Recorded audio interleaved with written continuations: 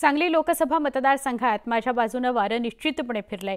या वाऱ्याचं आता वादळ झालेलं आहे। त्यामुळे लोक आता भाजपच्या सत्तेला पूर्णपणे हद्दपार करणार असल्याचा विश्वास सांगली लोकसभेचे अपक्ष उमेदवार विशाल पाटील यांनी व्यक्त केलाय।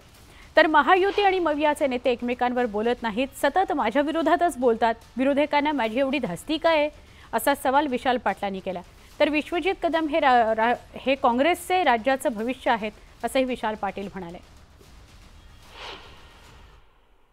ही निवडणूक जणू माझी नाही त्यांची आहे असं जनता लढताना दिसते। हे वातावरण आम्हाला कधी पूर्वी बघायला मिळालं नाही। त्यामुळे वातावरण चांगलं आहे। माझी एकच कायम प्रयत्न असतो की माझा प्रयत्न एवढाच असतो की लोकांपर्यंत पोहोचणं। आपले मुद्दे आता सुदैवानं तुमच्या सगळ्यांच्या माध्यमातून सोशल मीडियाच्या माध्यमातून घरोघरी पोचले, भाषणं पोचले असतात। मात्र उमेदवाराचा चेहरा पाहणं कधी गरजेचं असते, उमेदवार येणं गरजेचं असते, लोकांना अपेक्षा असतात। त्या पूर्ण करत मी गावोगावी भेटी दिल्या, जवळ सगळ्याच गावात जाण्यात मला यश आलेलं आहे। डॉक्टर विश्वजित कदम हे काँग्रेस पक्षाचं भविष्य आहे, महाराष्ट्राचं भविष्य आहे, देशाचं भविष्य आहे।